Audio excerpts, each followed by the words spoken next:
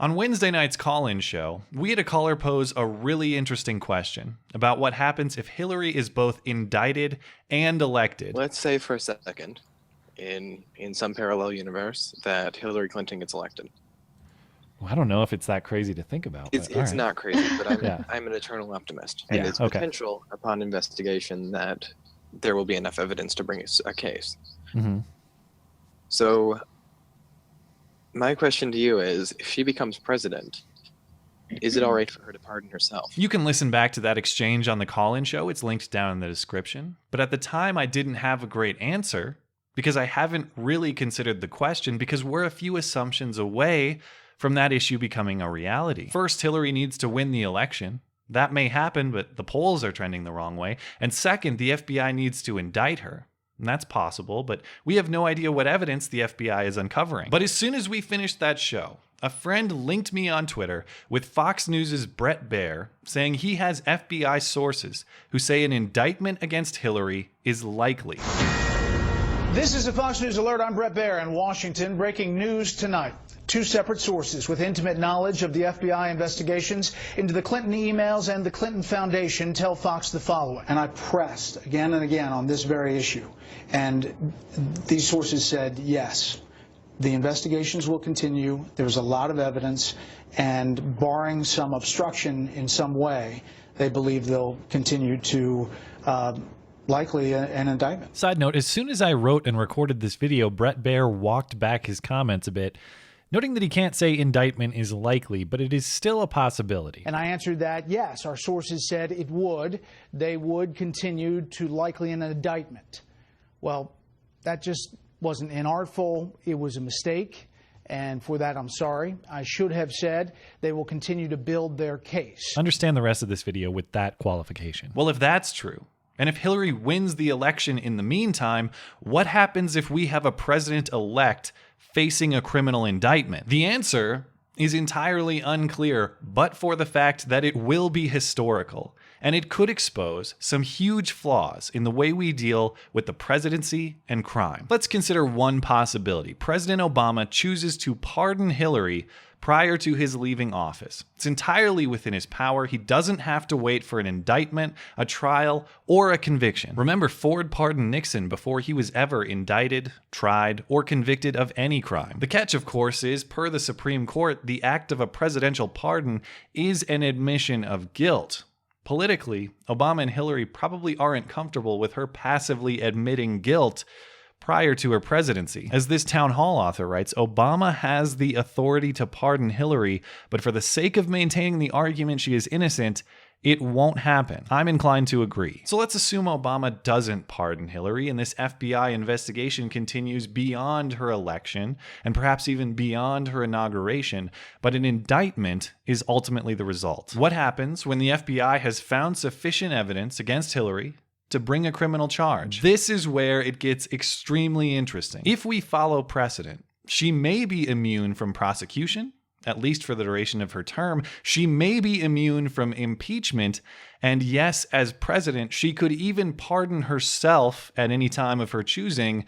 Let's consider these facts individually. First, presidents generally enjoy immunity from the type of criminal prosecution any of us might face as civilians, though this matter is unsettled constitutionally. During the Watergate scandal, Nixon's lawyer James St. Clair argued before the Supreme Court that because Article 2 of the Constitution gives the president executive authority, including control of federal prosecution, the president himself is not subject to federal prosecution. Does not deprive, nor could it deprive, the President of his constitutional authority to be the chief law enforcement officer. He shall take care to see that the laws are enforced.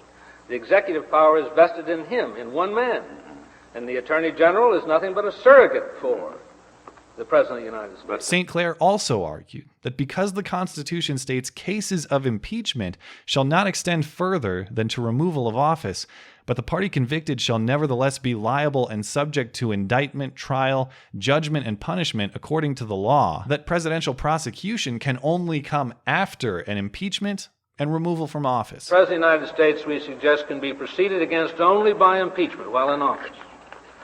And his powers are unabated until such time as he leaves that office. As I said earlier, the President is not above the law, nor does he contend that he is.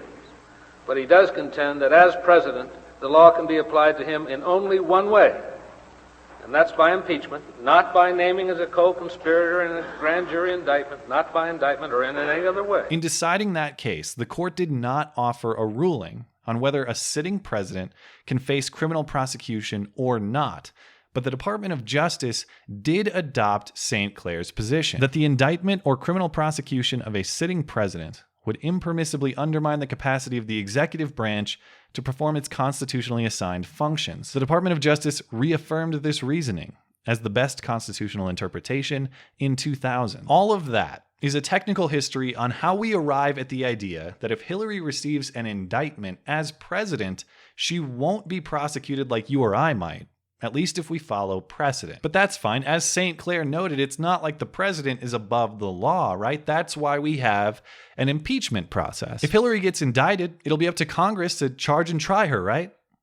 Not so fast. Hillary's crimes in this case occurred before she became president, and Congress has established precedent of its own on the scope of its impeachment power. Way back in 1873, the House considered the impeachment of sitting Vice President Schuyler Colfax for a scheme involving the trading of discounted railroad stock for votes. At the time, the House Judiciary Committee determined that Congress could not impeach Colfax because his crimes occurred before he entered office. The committee decided the remedial proceeding of impeachment should only be applied to high crimes and misdemeanors committed while in office, and which alone affect the officer in discharge of his duties as such. For impeachment touches the office only, and qualifications for the office, and not the man himself. Now, it's my understanding that century-old Judiciary Committee opinion isn't necessarily binding, that the current Congress could change this opinion. But if Congress tries to impeach President Hillary Clinton for crimes committed prior to entering office, it will be something this country has never seen before. In our history, we have had 19 federal officials face impeachment. 15 judges, 2 presidents, 1 cabinet secretary, and 1 senator, 8 of which resulted in convictions, but none of which were for crimes committed prior to the official entering office. And all of that is a technical history on how we arrive at the idea that if Hillary is indicted, and if Congress sticks with the current system, there will be no impeachment of President Hillary for crimes committed prior to her entering office. So we've established that a federal prosecutor can't go after President Hillary without breaking historical precedent. We've established that Congress can't go after President Hillary without breaking historical precedent, potentially leaving no mechanism for accountability for the historical anomaly that is a criminal turned president-elect. And as the late great Billy Mays would say, but wait,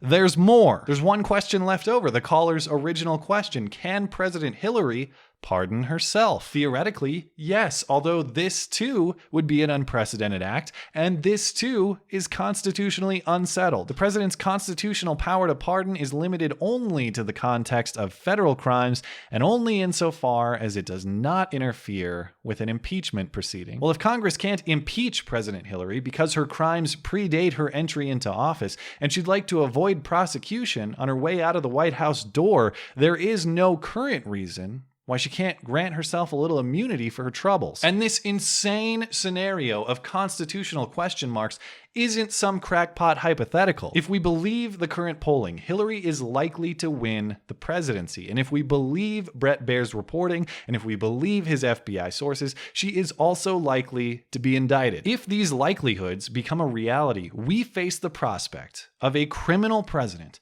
immune from prosecution, at least for the duration of her term, immune from impeachment, at least for these particular charges, and with the full authority to pardon herself at any time of her choosing. The scope and limitations of how we deal with the presidency and crime have never been tested so rigorously. It's as if we built the system with the assumption that our presidents would be good upstanding, not criminal people. If this scenario becomes a reality, something will have to give in the way we have structured the relationship between the executive and the law. If we change nothing, this amount of executive authority, the authority to be one's own judge, jury, and executioner, in my opinion, is excessive, and I don't think that's minority opinion. All of these factors combined, the president's prosecutorial immunity, the limited scope of congressional impeachment power, the president's power to pardon himself or herself,